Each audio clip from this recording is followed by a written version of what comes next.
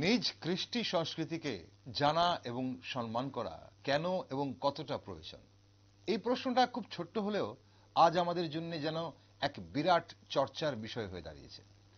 সংস্কৃতি বলতে সাধারণভাবে আমরা বুঝি বিশেষ কোনো জনগোষ্ঠীর বৈশিষ্ট্য এবং সেই বৈশিষ্ট্য চর্চায় তাদের অর্জিত জ্ঞান, যার মধ্যে রয়েছে ভাষা, ধর্ম, খাদ্যাভ্যাস, সামাজিক আচার, গীত সঙ্গীত এবং শিল্পকলা ইত্যাদি।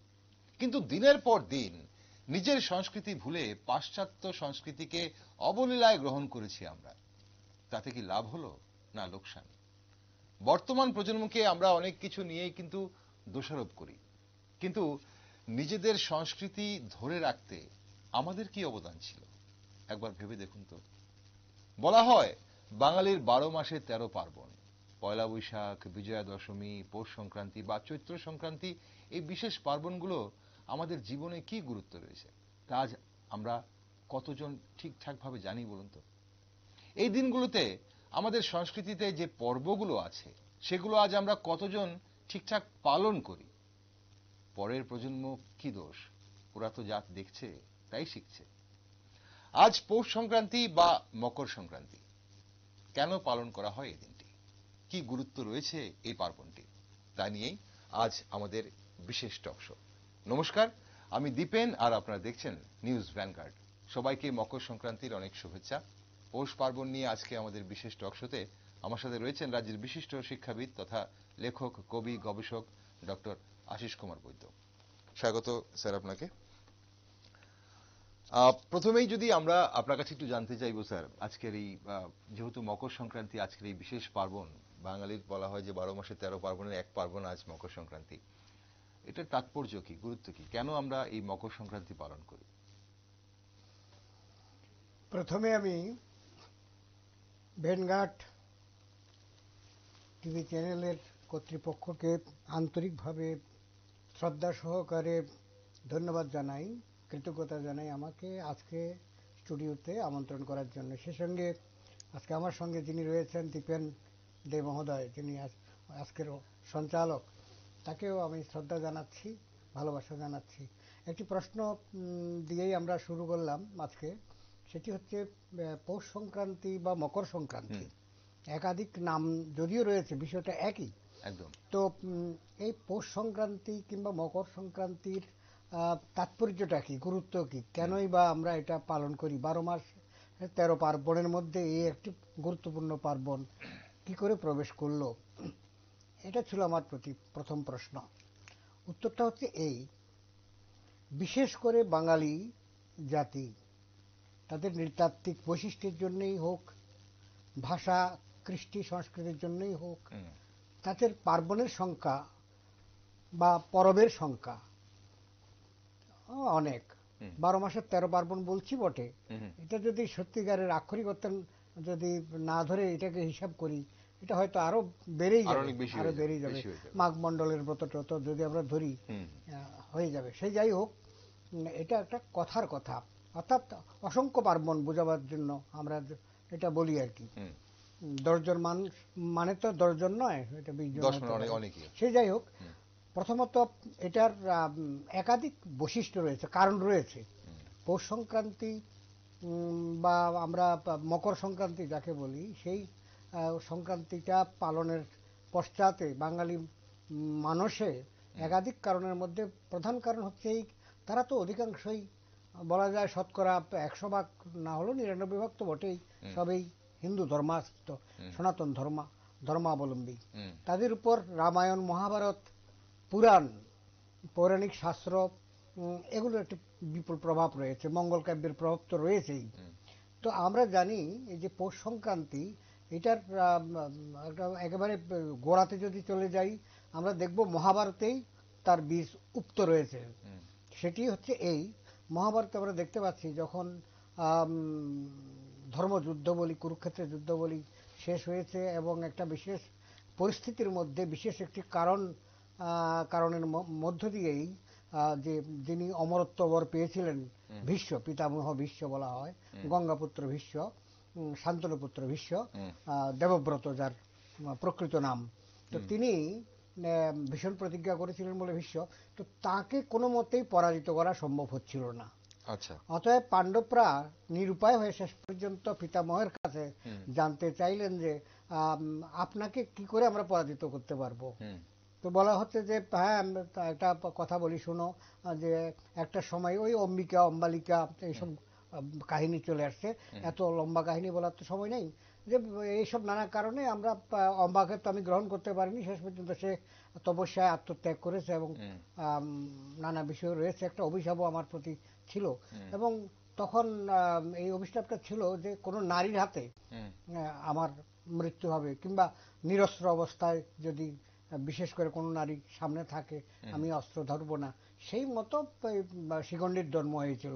সেইভাবে শিখণ্ডীকে আবাহন করে যদি সামনে রেখে অর্জুন আমাকে আক্রমণ করে, তাহলে তো আমি অস্ত্র ত্যাগ করবো এবং সেইভাবে আমাকে হত্যা করা সম্ভব হবে। তাকে এইভাবে হত্যা করা হলো।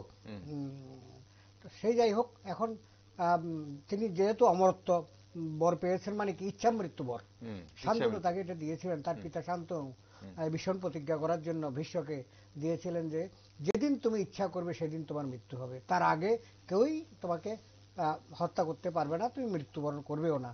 এখন তিনি অর্জুনের সামনে এবার বাণ আর নিক্ষেপ করতে পারলেন না, যেহেতু শিখণ্ডীকে তার কথা মতো সামনে রাখা হয়েছে।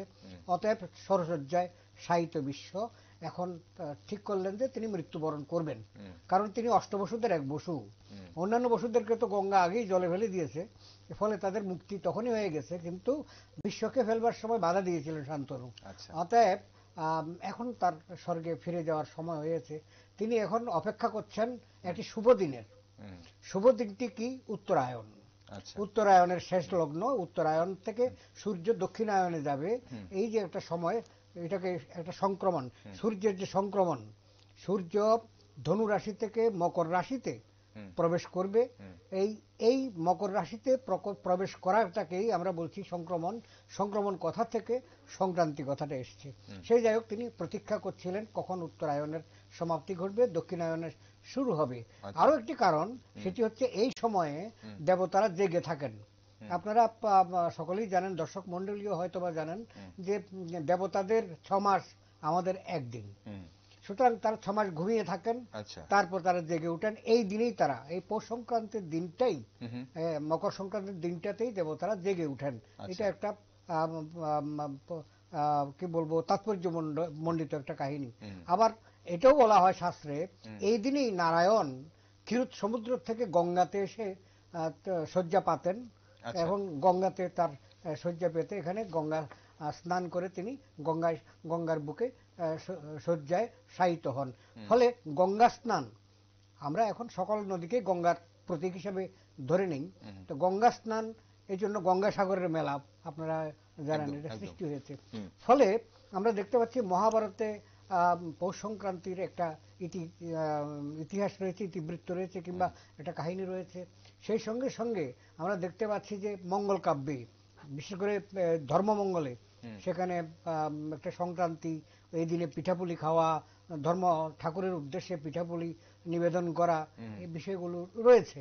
তো মঙ্গল কাব্যে পাচ্ছি, সেই সঙ্গে সঙ্গে পুরাণেও এই রয়েছে। এই সমস্ত কারণে আমাদের এই দিনটি অত্যন্ত তাৎপর্যমণ্ডিত। বিশেষ করে হিন্দুরা, শুধু বাঙালি বললাম যে শুধু বাঙালিদের নয়, আমি পরবর্তীকালে দেখলাম যে মহারাষ্ট্রে, রাজস্থানে, তামিলনাড়ুতে, যেমন মনে করুন তামিলনাড়ুতে এই দিনটি পালন করা হয়, মহারাষ্ট্রে তিলগুল এই নামে পালন করা হয়, বাংলায় পৌষ সংক্রান্তিতে আমরা বলছি, অসমে এটা ভোগালী বিহু, তামিলনাড়ুতে তারা পোঙ্গল নামে এই দিনটি পালন করে, এই একই দিনে একই সময়ে। কর্ণাটকে ইল্লুবিল্লা, কাশ্মীরে সায়নক্রাত, পুরান ঢাকাতে এটা হচ্ছে সাকরাইন, রাজস্থানে লক্ষ্মী রূপে কুমারী পূজা করে, সেখানে পিঠাপুলির একটা ব্যবস্থা থাকে। শ্রীহট্টে মানে সিলেটে তিলু সংক্রান্তি, এবং নেপালে মাঘী উৎসব, থাইল্যান্ডে সংক্রান, কম্বোডিয়ায় পিমা লাউ, মায়ানমারে থিং ইয়ান, গুজরাটে ঘুরি উৎসব, এবং সেই সঙ্গে সঙ্গে পিঠাপুলির উৎসব। অর্থাৎ আমরা দেখতে পাচ্ছি যে শুধু বাঙালির নয়, হিন্দুদের বিভিন্ন রাজ্যে যারা হিন্দু, তারা যেহেতু মহাভারতটা সকলেরই, মহাভারত এবং মঙ্গল কাব্য যদিও শুধুমাত্র বাঙালিদের বলা যায়। কিন্তু মহাভারত তো বা পৌরাণিক শাস্ত্র যেগুলো রয়েছে এগুলো সব তো হিন্দুদের প্রায় সকল সম্প্রদায়ের। এটা ছিল আপনি যেটা বলছিলেন যে এটা হচ্ছে মানে পৌরাণিক কাহিনী অনুযায়ী আমাদের মানে আধ্যাত্মিক উদ্ভবের কাহিনীটা। এখন এটার সঙ্গে আমাদের এই যে পিঠে পুলির খাওয়ার যে ব্যাপারটা, এটা কিভাবে জড়িয়ে আছে? এখন এবার এটার সঙ্গে যোগ করতে হবে এটা সামাজিক তাৎপর্য। আচ্ছা, আমরা এত একটা আধ্যাত্মিক তাৎপর্য একটু বলার চেষ্টা করলাম। এখন সামাজিক তাৎপর্য হচ্ছে এই, আমরা জানি যে অগ্রহায়ণ মাস, অগ্রহায়ণ কথাটা মানে একটা সময় বছরের প্রথম মাস ছিল অগ্রহায়ণ। আচ্ছা, অগ্রহায়ণ মাসে ধান টান উঠে, নতুন ধান উঠে, তারও নবান্ন উৎসব হয়, নতুন চাল নতুন ধানে গোলা ভর্তি থাকে। অগ্রহায়ণের ঠিক পরেই পৌষ মাসটা চলে আসছে। শীত, শীত মানে হচ্ছে আজকের মতো আপনার আমার যত জামা কাপড় আছে অত তো ওই একটা সময় ছিল না। সুতরাং শরীরকে উত্তপ্ত করার জন্য কতগুলো প্রক্রিয়া, বৈজ্ঞানিক ব্যাখ্যা দিচ্ছি এবার। সেটা হচ্ছে কার্বোহাইড্রেট, এটা শরীরকে উষ্ণ রাখে। কার্বোহাইড্রেটটা পিঠাপুলির মধ্যে প্রচুর পরিমাণে রয়েছে, এক নম্বর। তাহলে খাদ্যাভ্যাসটাকে একটু বদলে সেদিন একটু গরম কিছু শরীরের উষ্ণতা বৃদ্ধি করে মতো একটা খাদ্য, এবং তখনকার দিনে অত মিষ্টির দোকান টোকান এগুলো তো ছিল না, ফাস্টফুডের দোকান ছিল না। সুতরাং বাড়ির মধ্যে সামাজিকভাবে বা পারিবারিকভাবে একটা পিঠাপুলির আয়োজন একটা ধর্মীয় অনুষঙ্গে নিয়ে এসে এটা করার একটা উদ্যোগ আমরা দেখতে পাচ্ছি। আর দ্বিতীয় কথা হচ্ছে এই যে পিঠাপুলি এগুলো এক ধরনের হচ্ছে সুস্বাদু খাবার, এবং এই ছেলে মেয়েদের বিশেষ করে সন্তান সন্ততি আত্মীয় স্বজন এদেরকে নিয়ে এই যে একটা সুস্বাদু খাবার একটু বাট করে খাওয়া, তখন তো একান্নবর্তী পরিবারই বেশি ছিল। এখন যদিও আমরা মিনি ফ্যামিলি বা নিউক্লিয়ার ফ্যামিলি হয়ে গেছে, এটা নেই। ঠাকুরমারা দিদিমারা প্রায় হারিয়ে গেছেন বলা যায়, তাদের সঙ্গে একটা ডিস্টেন্স নতুন প্রজন্মের তৈরি হয়ে গেছে নানা কারণে। তো সেই কারণে তখন তো এইভাবে ছিল না, কৃষি কেন্দ্রিক ভারতবর্ষ, কৃষি প্রধান ভারতবর্ষ। তার মানে কি তখন বাণিজ্য ব্যবস্থাটা কিছু মানুষের মধ্যে সীমাবদ্ধ, বণিক শ্রেণীর মধ্যে। আর 99 মানে 99% মানুষ কৃষিজীবী, এবং সেই কৃষি জীবনটার মধ্যে যে সারা বছরের যে সংবৎসরের শ্রান্তি ক্লান্তি পরিশ্রম নিরানন্দময় একটা কাজের মধ্যে কাজের ঘানি টানা, তার থেকে নিষ্কৃতি পাওয়ার জন্য সামাজিকভাবে নানা উৎসবের আয়োজন করা হয়েছে। তার মধ্যে পৌষ সংক্রান্তিও একটা, যার মাধ্যমে মেলবন্ধন ঘটে। একান্নবর্তী পরিবারে সকলে মিলেমিশে পিঠাপুলি বানায় রাত জেগে। এবং সেই সঙ্গে সঙ্গে আরেকটি বিষয় যোগ করতে হবে, এটার সঙ্গে আবার একটা ধর্মের বিষয় চলে আসছে।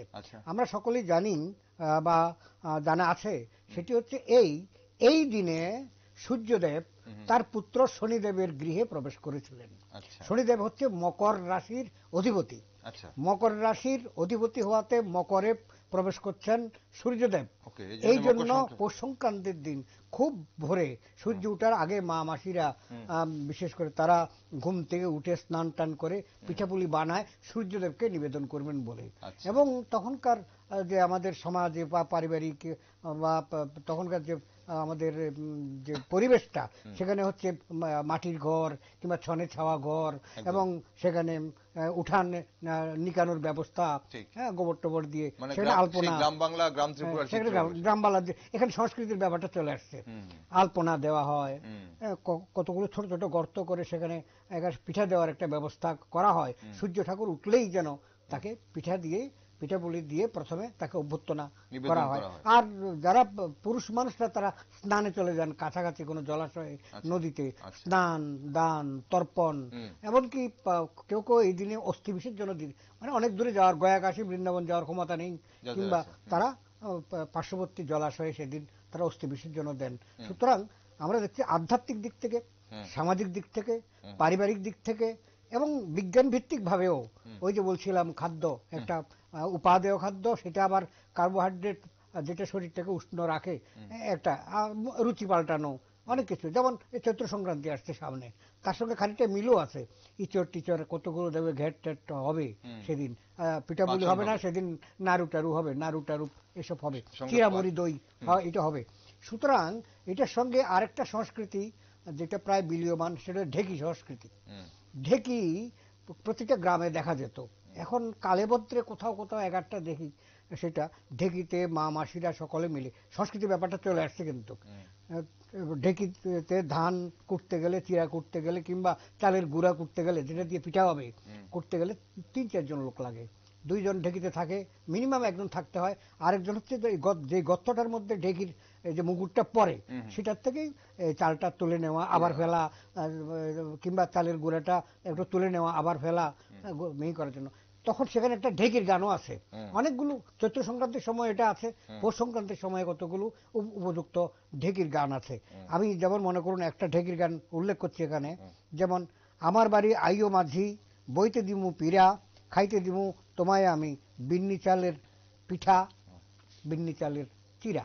আচ্ছা, তো এই ধরনের কতগুলো ঢেকির গান রয়েছে। আপনারা জানেন ছাদ পেটানোর গান, এগুলো হারিয়ে যাচ্ছে অনেকগুলো, কিন্তু এগুলো ধরে রাখার জন্য এখন আমরা দেখতে পাচ্ছি যে এখনকার নতুন করে আজকে টিভিতে আজকে ভ্যানগার্ড একটা আয়োজন করেছে এটা আলোচনার জন্য, নতুন প্রজন্মের কাছে একটা মেসেজ দেওয়ার জন্য। অনেক ক্লাব আজকে পিঠাপুলির উৎসবও করছে, কোন কোন ক্লাব করছে, পিঠাপুলির উৎসব হচ্ছে কোথাও কোথাও। কি কারণে? কারণটা একটাই, হারিয়ে যাচ্ছে। এখন দেখবেন আপনার রাস্তার ধারে কোনো কোনো মা মাসিরা পিঠা বানিয়ে বিক্রিও করছে, মানে এটার সঙ্গে অর্থনীতিও চলে এসছে, আর্থিক দিক থেকেও বিপণনের দিক থেকেও চলে এসছে। সুতরাং এটা একটা লোকসংস্কৃতির, এটা লোকযন্ত্র, ঢেকিটা হচ্ছে একটা লোকযন্ত্র, পিঠাপুলি হচ্ছে একটা লোকখাদ্য। আমরা লোকসংস্কৃতির যে ব্যাখ্যা, এখানে আমরা একটু যদি, আপনি অনেকগুলো কথা একবার ছুঁয়ে গেছেন, আমরা একটু যদি যারা পরবর্তী প্রজন্ম, আমরা প্রথমে একটু, আপনার কি মনে হয় যে আজকের যে প্রজন্ম, সেই প্রজন্মকে আমরা আমাদের সংস্কৃতিতে কেন ধরে বাঁধে রাখতে পারছি না? 1, 2, তার পাশাপাশি আজকে যারা দেখছে অনেকে হয়তো ভাবছে এগুলো কি বলা হচ্ছে, এগুলোর সঙ্গে তো তারা পরিচিত নেই। এই যে ঢেকি অনেকেই দেখেনি, চেনেনি। এখন কথা হচ্ছে যে এই যে পৌষ পার্বণের বা পৌষ সংক্রান্তি বা মকর সংক্রান্তির দিনটা, সকালটা আপনি বললেন যে সূর্যোদয়ের আগেই আমরা এই যে মা মাসিরা স্নান করে সেই পিঠে তৈরি করে পিঠে সূর্যদেবকে করেন, আলপনা দেন। কি কি পর্ব আছে পৌষ পার্বণের? সারাটা দিন অনেকগুলো পর্ব আমরা দেখি। আমরা আজকে সারাদিন অনেকগুলো জায়গায়, আমাদের নিউজ ভ্যানগার্ড, বিভিন্ন জায়গায় আমাদের নিউজ ভ্যানগার্ডের যারা ফটোগ্রাফার ভাইয়েরা, ক্যামেরা পার্সনরা, চিত্র সাংবাদিকরা ঘুরেছেন, ঘুরে দেখেছেন, অনেক চিত্র আমাদের দেখিয়েছেন, এবং এখনো অনুষ্ঠান চলাকালীন আপনি যখন বলছিলেন দেখুন, এবং সকাল থেকে রাত অবধি সংক্রান্তির দিন কি কি পর্ব হয় সেটা যদি একটু বিস্তারিত বলেন। আমি দেখুন, সকালবেলায় আমি প্রথমে বললাম অনেকগুলো কাজ সকালেই হয়। আচ্ছা, স্নান, তার আগে এই যে বুড়ির ঘরের যে বুড়ির ঘরটাই বলছি স্নান করবে, আগের দিন রাত জেগে আপনি বুড়ির ঘর, কেউ মেরার ঘরও বলে, আসলে বুড়ির ঘরটাই বেশি প্রচলিত। বুড়ির ঘর বানানো হয়, এটা পোড়ানো হয়, স্নান করে এসে এবার আগুন পোয়াবে, তো শীতকাল তো আগুন পোয়াবার জন্য বুড়ির ঘর পড়লো। সেই বুড়ির ঘর এবার শুনলাম একটা জায়গাতে 27 তলা ছেলে মেয়েরা মিলে সারা রাত্র 27 তলা বুড়ির ঘর বানিয়েছে। সে যাই হোক, খড় দিয়ে, ছন দিয়ে, বাঁশ দিয়ে বুড়ির ঘর বানানো হয়। সেই ঘরে তারা রাত্রে থাকেও, সেখানে পিকনিক করে রাত্রেবেলায়। মানে আমি সংক্রান্তির আগের দিন রাত্রের কথা বলছি। বুড়ির ঘর বানালো সারাদিন ব্যাপী, রাত্রে ব্যাপী। এরপরে ওটার মধ্যে তারা ঘুম কেয়ার হয়, গল্প গুজব হয়। তারপরে বুড়ির ঘরটাতে তারা পিকনিক করে, আজও করে, এটা হয়। তো পিকনিক, এটাও আবার একটা মেলবন্ধনের উৎসব। 8-10 জন বন্ধু বা ভাইয়ের সঙ্গে বোনেরাও তো এটাতে হাত মিলায়, মা মাসিরাও তো ঝুঁকি মারে। সুতরাং একটা পারিবারিক একটা চমৎকার পরিবেশ তৈরি হয়। বুড়ির ঘর পোড়ানোর পর, মানে বুড়ির ঘর তৈরি করার পর খুব ভোরে স্নানের কথা বলছিলাম, স্নান তারা করবে, স্নান করেই এবার বুড়ির ঘরে আগুন দেবে, এবার আগুন পোয়াবে। সেখানেও ছড়া আছে অনেক, মানে ছড়া কাটে ইত্যাদি ইত্যাদি। এবং বড়রা, শুধু বাচ্চারা ছেলে মেয়েরা যে এগুলো করে তা নয়, তাদের সঙ্গে এবার বড়রাও এসে কখনো কখনো যোগ দেয়। এবং তারপরে দেখা যাচ্ছে যে কীর্তনের দল বেরোয়, মানে গ্রামে গঞ্জে বিশেষ করে দেখি যে হরির লুট নিয়ে কীর্তন, পৌষ সংক্রান্তি, চৈত্র সংক্রান্তি, সকল সংক্রান্তিতেই একটা কীর্তন বের করবার একটা প্রথা আমরা গ্রামে দেখতে পারি। মানে আধ্যাত্মিক চিন্তার সঙ্গে সংস্কৃতি এবং পারিবারিক লোকাচারের সঙ্গে মিলেমিশে একটা পার্বণগুলোকে কালারফুল করে তোলা। এই কীর্তনটা কি নগর কীর্তন? মানে না, নগর বলতে তো শহরে বলছেন, না, নগর কথাটা বৈষ্ণবরা ব্যবহার করে। বৈষ্ণবরা যখন কোনো কীর্তন বার করে, এটা তার তো সময় অসময় নেই, যে কোনো দিনই তারা এটা বের করে। বিশেষ করে এই যে বিভিন্ন জায়গাতে মানে গোলবাজারে যে উৎসব হয়, ধরুন বনকুমারীতে উৎসব হয়, বিভিন্ন জায়গাতে উৎসব হয়। ওটা আবার গৌরাঙ্গ মহাপ্রভুর উৎসব, না, গৌরাঙ্গ মহাপ্রভুর উৎসব হলো কেন্দ্রবিন্দুতে শ্রীকৃষ্ণ রাধা, রাধা কৃষ্ণ। কিন্তু মকর সংক্রান্তিতে কেন্দ্রবিন্দু কি শ্রীকৃষ্ণ রাধা? এখানেও কৃষ্ণকে আনতে পারেন, রাধার কথা বলা যাচ্ছে না। এটুকু আমরা দেখেছি, যেমন মনে করুন প্রত্যেক রায় একটা জায়গা আছে নর্থ ত্রিপুরায়, প্রত্যেক রায়ে 2 দিন ব্যাপী মেলা বসে। সেদিন কৃষ্ণকে, জগন্নাথকে রথে বসিয়ে প্রতি বছর, অন্য জায়গাতে এটা পাওয়া যায় না, এখন পর্যন্ত নেই, কিন্তু এটা হয় প্রত্যেক রায়। জায়গাটার নাম হচ্ছে প্রত্যেক রায়, উত্তর ত্রিপুরায়। তারা ফটিক রায়ের পাশাপাশি নাকি এটা প্রত্যেক রায়টা ধর্মনগর মহকুমার মধ্যে পড়ছে। সেখানে তারা জগন্নাথের রথ, এটা জগন্নাথের মানে আষাঢ় মাসে হয় সাধারণত, কিন্তু এই দিনে কেন এটা হয়? ওই যে কৃষ্ণকে সেদিন বৈষ্ণব মতে, এখানে বৈষ্ণব মতে আমরা পিঠাপুলি বলছি, তারা এটাকে গোবিন্দভোগও বলছে। এই জন্য গোবিন্দ পিঠাও একটা আছে, গোকুল পিঠাও একটা কথা আছে। আমরা যেমন তেলাপুয়া, মালপোয়া, পাটিসাপটা, চিতল পিঠা, তা ক্ষীর পিঠা, ক্ষীরপুলি, চন্দ্রপুলি, নানা ধরনের পিঠা আছে। তারা বৈষ্ণবরা আবার এটাকে মানে গোপাল ভোগ বা গোবিন্দ পিঠা বা এরকম গোকুল পিঠা, বিশেষ গোকুল পিঠা। তো গোকুল মানে কৃষ্ণ, কৃষ্ণ চলে এলেন গোকুলে, তো লীলা করেছেন কৃষ্ণই। সুতরাং এই পিঠাপুলির উৎসবটা শুধুমাত্র খাওয়া খাদ্যের মধ্যে সীমাবদ্ধ থাকছে না, এটার মধ্যে সংস্কৃতি এবং ধর্ম মানে হাত ধরাধরি করে মানে মিশ্রিত হয়ে আছে। সেই সঙ্গে সঙ্গে নির্মল আনন্দ।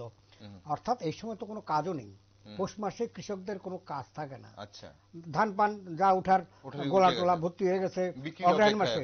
এখন বিক্রি বাট্টাও শুরু হয়েছে, এই এখন বাড়িতে টাকাও আসছে, অর্থও আসছে, গোলাতে ধান আছে, কাজ নেই। এখন ফসল টসল এই সময় খেতে কোনো কাজ নেই। সুতরাং খুব আনন্দময় একটা আনন্দ আবিসারী যে মন বাঙালিদের বা ভারতীয়দের, এই আনন্দ আবিসারী কিংবা আলোকিসারী মানে আলোকের দিকে যে অভিসার, সেই মনটাকে তৃপ্ত করারও একটা সুন্দর দিন হচ্ছে এই দিন। তারপর আমরা দেখলাম ওই আপনার পিণ্ডদান টান কেউ যে করে, বয়স্করা স্নান করে, তিল তর্পণাদি করে, অস্থি বিসর্জন কারো করা থাকলে এটা করে, ব্রাহ্মণ পুরোহিতের সঙ্গে তারা কিছু সময় এখানে কাটায়। তারপর দিনের বেলা এরপরে তারা খাওয়া দাওয়া, পিঠা টিঠা এগুলো খাওয়া টাওয়া। কিন্তু অধিকাংশ বাড়িতে প্রথমে গোবিন্দকে ভোগ মানে ঠাকুরের ভোগ না দিয়ে, নৈবেদ্য হিসাবে না দিয়ে তারা খায় না। হ্যাঁ, একটা অংশ। আর একটা অংশ হয়তো ঠাকুর দেবতা নিয়ে এত মাথা খাওয়ায় না, পিঠে একটা করা হচ্ছে, করছি, এবং খাওয়ার একটা আছে, রেওয়াজ আছে, মামাসিরা করতেন, খাচ্ছি, সব ঠিক আছে। এখানেই আপনার ওই যে প্রশ্নটা লুকিয়েছিল, আমরা সাংস্কৃতিক দিক থেকে কিংবা আধ্যাত্মিক দিক যেভাবে হোক, কি পুরনো সংস্কৃতি খানিকটা কি ভুলতে বসেছি, বা তার দূরে খানিকটা দূরত্ব কি তৈরি হয়ে গিয়েছে? হচ্ছে। তার কতগুলো কারণও আছে। কিন্তু প্রথম কথা হচ্ছে নতুন প্রজন্মের চিন্তা ভাবনা, আর প্রবীণ প্রজন্মের কারণ ঠাকুর দাদা ঠাকুর মা এদের ভাবনা চিন্তার সঙ্গে বিস্তর ফারাক হয়ে যাচ্ছে। কারণ মোবাইল কিংবা ল্যাপটপ কিংবা ফাস্টফুড, ওরা কিন্তু মিষ্টি খেতে চায় না। দেখবেন এখনকার ছেলেরা মিষ্টি খেতে চায় না, ওরা আপনার চিরা মুড়ি, এগুলো মোয়া টোয়া, মুড়ির মোয়া, চিরার মোয়া, এগুলো খেতে চায় না। অর্থাৎ আমাদের লোকজ যে খাদ্যগুলো ছিল, গ্রাম বাংলার যে লোকজ খাদ্য, লোকখাদ্য, কারণ আমরা জানেন লোক সংস্কৃতির ব্যাখ্যার মধ্যে লোকখাদ্য, লোকবাদ্য, লোকগান, অনেকগুলো আইটেম নিয়ে, উপাদান নিয়ে কিন্তু লোক সংস্কৃতি। এখান থেকে একটু একটু তারা দূরে সরে আসছে। এখন তার প্রধান কারণ হচ্ছে আমাদের অভিভাবকদেরও খানিকটা দায় দায়িত্ব রয়ে গিয়েছে।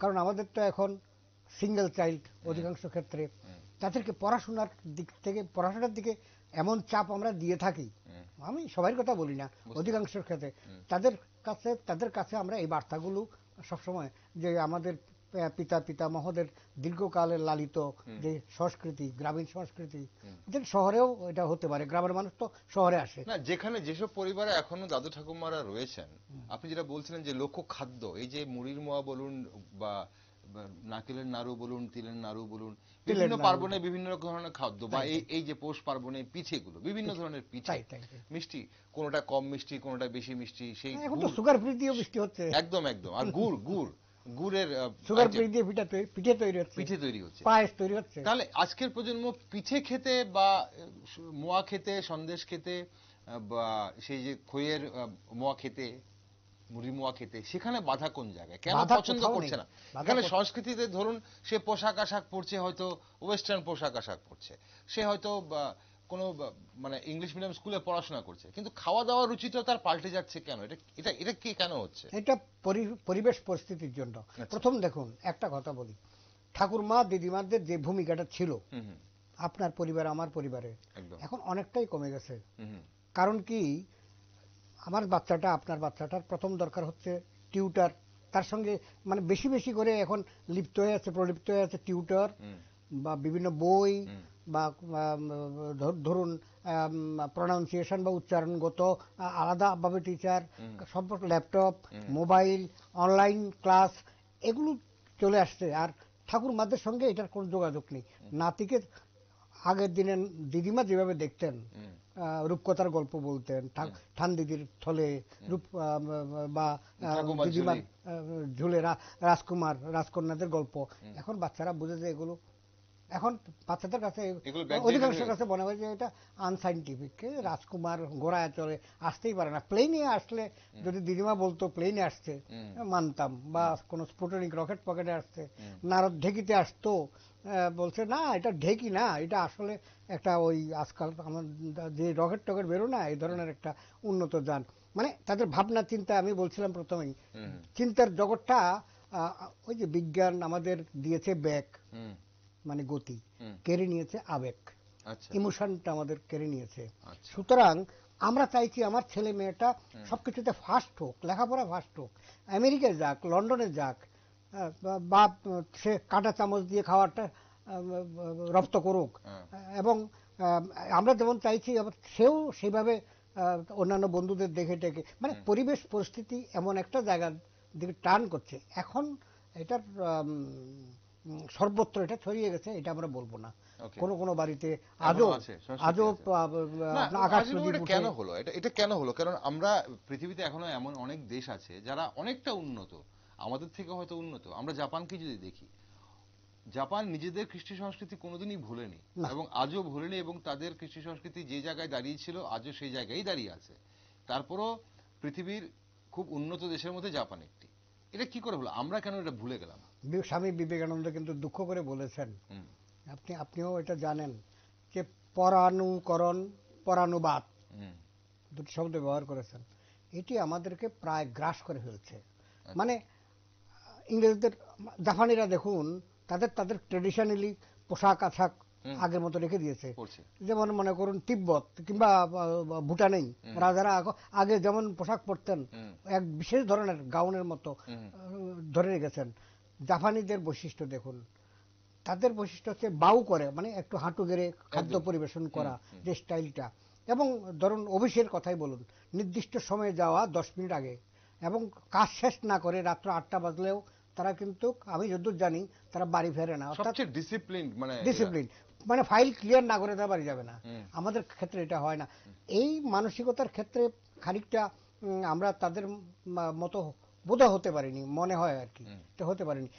রাশিয়ান, আপনি জাপানের কথা বলছিলেন, রাশিয়ার বড় বড় আমলারা, ইভেন রাশিয়ার প্রেসিডেন্টও রুশ ভাষা ছাড়া অন্য ভাষা কথা বলে না, দোভাষী অন্য ভাষা ব্যবহার করে আপনার সঙ্গে লিঙ্ক আপ করে দিচ্ছে। ওটা একটা যে মানে অজ্ঞতা নয়, বা এটা বলতে পারবে না, কিন্তু আমি আমার ভাষা আমি বলবো, তুমি বুঝে নাও, না বুঝতে পারলে এটা তোমার সমস্যা, দোভাষী রাখো। ট্রান্সলেটার এখন মেশিন বেরিয়ে গেছে অবশ্য, দেন আপনার ভাষণটা ট্রান্সলেট হয়ে সাউন্ডে চলে আসছে, আপনি বলছেন বাংলায়, ইংরেজিতে শোনা যাচ্ছে। সে যাই হোক, কিন্তু এই ব্যাপারটা আছে। কিন্তু আমরা হচ্ছে ইংরেজিতে না বলতে পারলে, 2 লাইনে যদি বলতে না পারি, শিক্ষিত কিনা একটু সন্দেহ হয়, লোকটা তো একটা ইংরেজি লাইন ব্যবহার করলো না। এটা আমাদের একটা দুর্বলতা। এটাই পরানুকরণ পরানুবাদ বলেছেন স্বামী বিবেকানন্দ, তিনি বলে গিয়েছেন, দুঃখ করেছেন। এবং সেদিকে আমরা এগিয়ে চলেছি এমন ভাবে, এখনো আমরা করছি সেটা, তবে চেষ্টা হচ্ছে অনেকের মধ্যে, কিন্তু এই বোধটা জাগ্রত হয়েছে যে নিজেদের কৃষ্টি সংস্কৃতিকে ধরে রাখতে হবে। জাগ্রত, যাদের মধ্যে জাগ্রত ছিল এবং আছে, তারা কিন্তু তাদের মতো করে চেষ্টা করছে। এখন এই যে আপনি কিছুক্ষণ আগে উল্লেখ করছিলেন যে বিভিন্ন সংস্থা, বিভিন্ন সামাজিক সংস্থা, বিভিন্ন ক্লাব পিঠেপুলি উৎসবের আয়োজন করে, এবং এটার পেছনে কি কারণ লুকিয়ে আছে? এটা কি শুধুই কি মনোরঞ্জনের জন্য করা হয় আশিস বাবু, নাকি এর পেছনে কোনো অন্য কোনো? এটা করা হয় প্রথমত আমাদের এই যে সংস্কৃতিটা প্রায় বিলুপ্তির পথে, আপনি আশ্চর্য হবেন না কিছুদিন পরে যদি কোনো কোনো মেলায় ঢেকি দেখানো হয়। আচ্ছা, ঢেকি মানে কোথাও থেকে বানিয়ে এনে হোক, যেভাবে হোক দেখানো হয়। আপনাকে অবশ্যই আমি একটু এখানে ইন্টারাপ্ট করে তাহলে জানিয়ে রাখি, যদি ঢেকির কথা উঠে আসে তাহলে কিন্তু আমরা গতকালই দেখেছি, গতকাল আমরা অনেকেই, আমাদের দর্শক বন্ধুরা অনেকেই জানেন যে একটি সাপ্তাহিক সংস্কৃতি হাট বসে নন্দননগর দেবরাম ঠাকুর পাড়ার সেনপাড়ার মাঠে। সেখানে বাংলা সংস্কৃতি বলয় এই হাটের আয়োজন করে। এটা একটা বিশেষ রূপ, যেমনটা পশ্চিমবঙ্গের শান্তিনিকেতনের যে হাট বসে সেরকমই এটা হাট বসে। সেই হাটে গতকালকে আমরা একটি ঢেকি ঘর, ঢেকি শুদ্ধ দেখতে পেয়েছি। সেখানে একদম ঢেকির খুব সুন্দর বড় একটা ঢেকি, যেটা অনেক যদিও, এবং সেখানে অবশ্যই যারা ঢেকি দেখেননি, শুধু ঢেকি নয়, অনেকেই এমন আমাদের বাংলা সংস্কৃতির অনেক কিছু যেগুলো আমরা ভুলে যাচ্ছিলাম, সেই হাটে সবকিছু রয়েছে। কুলা, ধামা, একদম একদম সেই উনুন থেকে শুরু করে ঢেকি অবধি। আজকের প্রজন্মের অনেক বাচ্চারা ঢেকি নামটাই শোনেনি, দেখা তো দূরে থাক। সেই হাটে, সেই মেলায় গেলে একদম সরাসরি সেই ঢেকি দেখলো, একদম সরাসরি, কোনো ছোটখাটো না, একদম একটি বড় ঢেকি, যেমনটা ঢেকি পাট দিয়ে আপনি যেটা বলছিলেন চালের গুঁড়ো করা হতো, সেরকম ঢেকি। আমি শুনেছি শান্তিনিকেতনে যে পৌষ মেলা হয়, রবি ঠাকুর চালু করেছিলেন। পৌষ মেলা, বসন্ত উৎসব, আপনারা ইয়েতে বর্ষা মঙ্গল, এই উৎসবগুলো তো রবি ঠাকুর চালু করেছিলেন শান্তিনিকেতনে। সেখানেও এরকম ঢেকি টেকি দেখানো হয়, ধামা টামা, কুলা টুলা এখানেও রাখা আছে। কারণ আমরা সেলফি পয়েন্ট, আমরা যেখানে সুন্দর দেখছি সেখানেই সেলফি পয়েন্ট করছি, তাহলে এগুলো কেন সেলফি পয়েন্ট হবে না? আমাদের অ্যাটলিস্ট আমাদের আগামী প্রজন্ম হচ্ছে, এবং আগামী প্রজন্ম সেটা দেখবে, ছবিতে দেখেই জানতে পারবে, তারপর সে গিয়ে দেখবে। এটা আপনি দেখাচ্ছেন তো, আপনি দেখিয়ে বলছেন যে ঢেকিটা এইরকম, এইভাবে ঢেকির থেকে চালের গুঁড়া তৈরি করা হয়। তারা এখন দেখছে প্যাকেটে করে, বাড়িতে প্যাকেটে করে আসছে, অনলাইনে আসছে, পিঠাও রেডিমেড অনলাইন অর্ডার দিলে চলে আসছে, এটা দেখছে। কিন্তু তারা এখন এই যে বিভিন্ন ক্লাব বলুন, সংস্থা বলুন, সংগঠন বলুন, সাংস্কৃতিক বলয় বলুন, এরা যে সাংস্কৃতিক হাট বলুন, এরা মানে আপনি যেটা বলছিলেন আমি তার সঙ্গে একমত, একটা গণচেতনা আসছে, জাগছে, মানে হারিয়ে যাওয়ার দুঃখটা মানে এখন অনুভূত হচ্ছে যে আমাদের এই জিনিসগুলো থাকা উচিত ছিল, কিন্তু হারিয়ে যাচ্ছে। আমাদের ছেলেরা লণ্ঠন চেনে না, আকাশ প্রদীপ চেনে না, মাটির প্রদীপ এখন জ্বালাবার কথা বলা হচ্ছে। এবার যে সামনে 22 তারিখে রাম মন্দির উদ্বোধন বলা হচ্ছে, প্রত্যেকের বাড়িতে 5টি করে মাটির প্রদীপ অন্তত জ্বালাবার চেষ্টা করেন। মাটি অনেক এর ভিতরে অনেক কিছু লুকিয়ে আছে, এই সংস্কৃতির পেছনে অনেক কিছু লুকিয়ে আছে, আপনি হয়তো আলোচনা করবেন। হ্যাঁ বলুন। আপনি বলছি এই যে মাটির প্রদীপের পেছনে আপনি কিছুক্ষণ আগে বলছিলেন যে আমাদের আর্থসামাজিকের উপরে একটা কিন্তু প্রভাব ফেলে এইসব পার্বণ। এই যে মাটির প্রদীপ থেকে শুরু করে, চালের গুঁড়ো থেকে শুরু করে, এইসব জিনিসগুলো কিন্তু গ্রামগঞ্জে অনেক মানুষের আর্থসামাজিক কন্ডিশনের উপর কিন্তু প্রভাব ফেলতো, তাই না?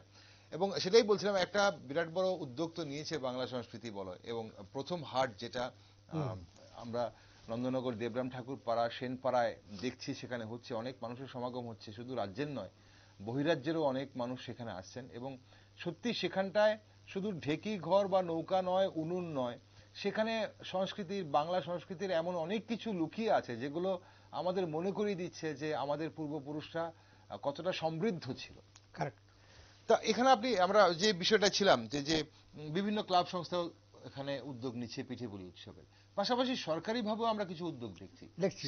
সেটার ভূমিকা নিয়ে, ধরুন না তীর্থমুখের মেলা এখন গভর্নমেন্ট হাতে নিয়েছে, সেখানে বাংলাদেশের অনেক পর্যটক যেমন আসছেন, ক্রেতা বিক্রেতাও আসছেন, এবারও এসছে।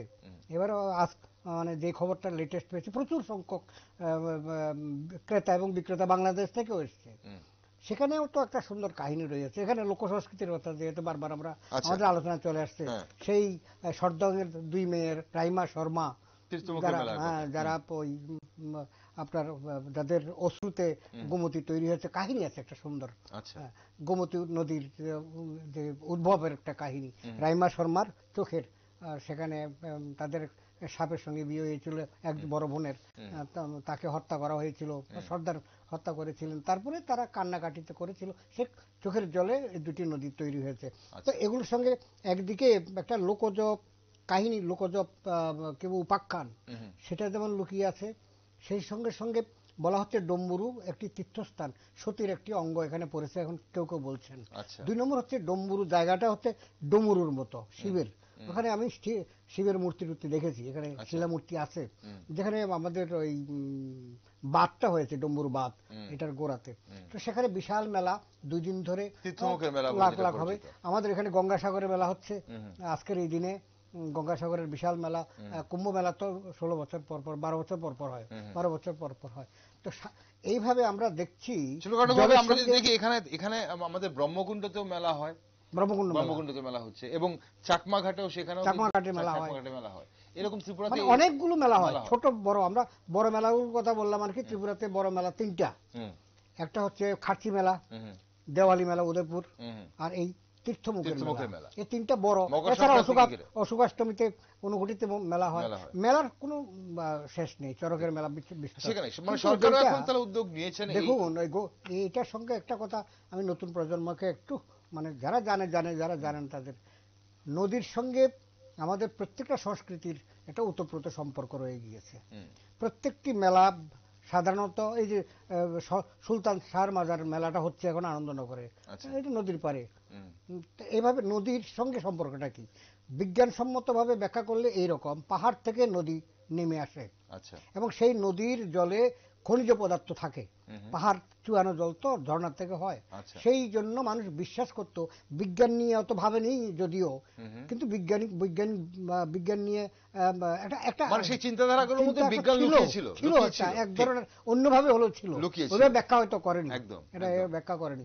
সেই খনিজ, এই জন্য বলা হচ্ছে নদীতে স্নান করলে, গঙ্গা স্নান করলে পুণ্য হয়, গঙ্গাসাগরে স্নান করলে পুণ্য হয়। সেখানে আরো বেশি জলের সমাগম, বিভিন্ন নদীর সেখানে উপস্থিতি, সঙ্গম। সুতরাং নদীতে স্নান করাটা আধ্যাত্মিক দিক থেকে, মানে তাকে যেমন নদীমাতৃক বাংলা, নদীমাতৃক ভারতবর্ষ, নদীতে স্নান করার ক্ষেত্রে আমরা এখনো মনে করি যে নদীর জল সবচেয়ে শুদ্ধ। নদীর জলে যদি সেই জলটা যদি পরিষ্কার হয়, তাতে স্নান করলে শরীরের কিছু খনিজ পদার্থ পায়, তৃপ্তি পায়, পুণ্যও হয়। কারণ গঙ্গা স্বয়ং দেবী, যমুনা স্বয়ং দেবী, সরস্বতী স্বয়ং দেবী। তো গঙ্গা, যমুনা, সরস্বতী যেই নদীর নামে বলেন না কেন, সবকে দেবী রূপে বৈদিক যুগ থেকেই পূজা করা হয়েছে। অর্থাৎ নদীর গুরুত্ব বোঝানো হয়েছে দুটির দিক থেকে, একদিকে দেবী রূপে, আর একদিকে শস্যদায়িনী রূপে। নদীর তীরে তীরেই তো নগর সভ্যতাগুলো গড়ে উঠেছে, গ্রামীণ সভ্যতাগুলো গড়ে উঠেছে নদীর তীরে তীরেই। কারণ নদীর জল থেকে যে উর্বরতা, অর্থাৎ তার নদীর জলেই ফসলের উর্বরতা। তো সুতরাং আমাদের কৃষিকেন্দ্রিক ভারতবর্ষে গোচারণ বলেন বা গোখাদ্য বলেন, সবকিছু নদী থেকে। আমাদের খাদ্য বলেন মাছ, বাঙালি মাছ ভাত, সে মাছ নদীর থেকেই আমরা পেতাম। এখানে আমরা অনেক কিছু আলোচনা করলাম আদাসী বাবু। একটা জায়গা, ছোট্ট জায়গা যদি একটু ছুঁয়ে যেতে পারি, এই যে লুট বলা হয়, লুট দেওয়া হয়, এই যে বাতাসা, তিলাই বলে অনেকেই, কদমা বলে অনেকেই আমাদের দেশের এই প্রান্তে, এগুলো যে লুট দেওয়া হয় বা বিভিন্ন ফল থাকে, এই লুটের কাহিনীটা কি এবং এটার পেছনে কি তাৎপর্য রয়েছে? তাৎপর্য তো আছেই। আপনারা দেখুন, শুধুমাত্র পৌষ সংক্রান্তির দিন না, চৈত্র সংক্রান্তির দিনেও যে কীর্তনের দল বার হয়, তারাও কিন্তু লুট দেয়। বাতাসা, তিল্লাই, এইসব কলা, নারিকেল। আবার জগন্নাথের যে রথযাত্রার দিনে দেখবেন যে মানে লুট দেওয়া হচ্ছে, রথ থেকে ছুঁড়ে মারা হচ্ছে কলা, মানে ফল বা প্রসাদী হিসাবে। অর্থাৎ কিনা একটা বৈষ্ণব ভাবা যারা আর কি, তারা কি, তাদের একটা কীর্তন আছে না গৌর কীর্তনের মধ্যে, যে ধুলা নয়রে, ধুলি নয়রে, গুপির পদের রেণু, সেই ধুলা মাখিয়া ধন্য হলো ব্রজের কানু। অর্থাৎ শ্রীকৃষ্ণ স্বয়ং ধুলাতে গড়াগড়ি খেয়েছেন, রাধিকা হেঁটে গিয়েছেন এই ধুলায়, অর্থাৎ ভক্ত হেঁটে গিয়েছে। আবার কৃষ্ণ হেঁটে গিয়েছেন, রাধিকা গড়াগড়ি খাচ্ছেন। অর্থাৎ সেই ধুলিকণা আপনার লুটটা দেওয়া হচ্ছে, লুটটা তো সব হাতে পড়ছে না, মাটিতে পড়ছে। আমরা সাধারণত মাটির থেকে কোনো সময় কোনো একটা তিল্লাই কিংবা একটা বাতাসা খুঁজে খাবো না, কিন্তু আপনি খার্চি মেলাতে গিয়ে দেখবেন যে কাদা মাটির থেকে ভক্তি ভরে খাচ্ছে। অর্থাৎ সেদিন কোন রকমের যে উন্নাসিকতা, তাকে ত্যাগ করে আধ্যাত্মিকতা নিজের মনকে ভরে নেওয়া। অর্থাৎ কৃষ্ণের নামে যাই, জগন্নাথের নামে যাই, কিংবা গোবিন্দের নামে যাই, রাস্তাতে, পথে ঘাটে, প্রান্তরে পড়ছে, সবই পবিত্র। সেই পবিত্র জিনিস যদি মুখে দেই প্রসাদ হিসেবে, পুণ্য হবে। এই পুণ্য ভাব থেকে এই হরির লুট বলেন, বাতাসার লুট বলেন, তিল্লাই লুট বলেন, বা কলা হোক বা অন্য ফল হোক, এটা হচ্ছে আর কি। আর তাতে কি হুড়হুড়ি দেখবেন একটা আনন্দ, এখানে একটা প্রতিযোগিতা হচ্ছে, নারকেলটা কে ধরবে, আপনি ধরলেন, আপনার হাত থেকে আমি কেড়ে নিলাম, আমার হাত থেকে কেড়ে নিল, এটা খেলাও হচ্ছে, এটা লোকক্রিয়া। আচ্ছা, লোকক্রিয়াও একটা হয়ে যাচ্ছে, আনন্দ তো হচ্ছেই, আনন্দ তো হচ্ছে, মানে ছোট থেকে বড় সবার মধ্যে একটা হুড়োহুড়ি মানে কি ঝগড়া না কিন্তু। আর এরাও এমন করে, জগন্নাথের রথের ক্ষেত্রে দেখেছি আমরা, নারিকেলটার মধ্যে কলা মেখে এটাকে পিছলা করে দেয়, পিছলা করে ধরতে না পারে কেউ, এবার মানে সহজে আপনি নিয়ে পালাতে পারবেন না, মানে এটা একটা লোকক্রিয়ার মতো হচ্ছে আধ্যাত্মিকতার নামে। এই যে আমাদের এই যে পার্বণগুলো, বাঙালিদের এই যে পার্বণগুলো, কোন জায়গায় কি আপনার মনে হয় যে আজ থেকে কয়েক বছর আগেও যেটা খুব বেশি হারিয়ে যাচ্ছিল মনে হচ্ছিল, এগুলো এখন আবার আমরা দেখতে পাচ্ছি, এবং আমাদের একদম যারা নতুন প্রজন্ম, যারা ছোট, যারা এখনো মানে কিশোর কিশোরী যারা আছে, তাদের মধ্যে নতুন করে একটা আগ্রহ জন্মাচ্ছে বলে কি একটা পজিটিভ চিন্তা কি আপনার মধ্যে, আপনি কি দেখতে পাচ্ছেন? আপনি তো গুরুজন হিসেবে দেখতে পাচ্ছেন। আপনি যেটা বললেন এটা খুব সুন্দর একটি প্রসঙ্গ ফিরে আসছে। হ্যাঁ, পৌষের কাছাকাছি সোনামাখা সেই দিন ফিরে কি আসবে কি কখনো, আধুনিক গান রবি ঠাকুর বলছে, পৌষ তোদের ডাক দিয়েছে, আয় রে ছুটে আয় আয়। সুতরাং পৌষ ডাক দিয়েছে, আসতে হবে, ফিরে আসতে হবে। মহাপুরুষরা বলেছেন, রবি ঠাকুর বলেছেন, আয় চলে আয়, ছুটে আয়, আয় ছুটে চলে আয়। এখন বলছি কি, আমরা দেখি বিয়ের কথাটাই ধরুন, মাঝখান দিয়ে আমরা চার্চকে অনুকরণ করা শুরু করে দিয়েছিলাম, গির্জাকে অনুকরণ করে শুরু করে দিয়েছিলাম। আবার এখন দেখেন ইউরোপের কান্ট্রির লোকরা, মেয়েরা ভারতে আসছে বিয়ে করার জন্য, ভারতীয় নিয়ম কানুন মেনে। তারা খ্রিস্টান কিন্তু তারা ওই কুঞ্জ বানিয়ে মালা বদল করে, অর্থাৎ ভারতীয় সংস্কৃতিটা দ্বারা তারা আকৃষ্ট হচ্ছে, গেল এক নম্বর।